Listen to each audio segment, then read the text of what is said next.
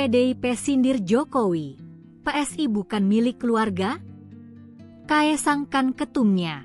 Politikus PDIP Guntur Romli menyentil Presiden ke-7 RI Joko Widodo, Jokowi, yang menyebut Partai Solidaritas Indonesia, PSI, tidak dimiliki oleh keluarga atau elit tertentu. Guntur mempertanyakan apakah Jokowi masih memiliki rasa malu atau tidak. Sebab, pernyataan Jokowi itu dilontarkan di hadapan anaknya sendiri, Kaesang Pangarep, yang menjadi ketum PSI. Jokowi bilang PSI tidak dikuasai oleh keluarga. Apa dia enggak punya malu?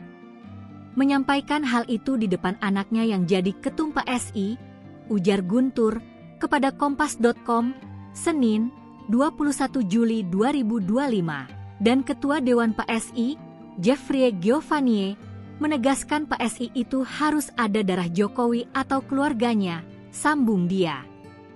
Guntur mengatakan, sejak 1 bulan lalu, dirinya sudah tahu bahwa yang menjadi ketum PSI sudah pasti Kaesang. Dia menilai, pemilihan raya yang digelar PSI untuk mencari ketum baru sama seperti sepak bola gajah. Meski ada 3 kandidat calon ketum PSI, kata Guntur, pemenangnya sudah diatur, yakni Kaesang. Tapi, seperti yang saya tegaskan 1 bulan sebelum ini, ketum PSI itu pasti Kaesang.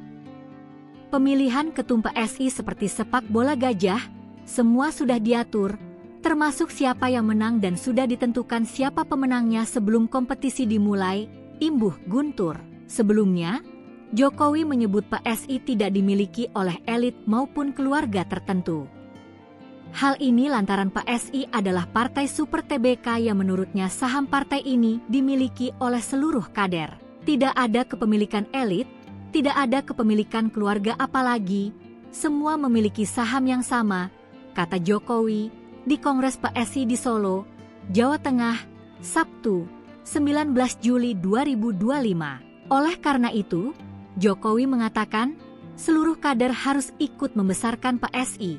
Dengan ini mestinya seluruh anggota, seluruh kader itu bersama-sama ikut membesarkan partai. Karena memiliki rasa yang sama terhadap kepemilikan partai, ungkap dia.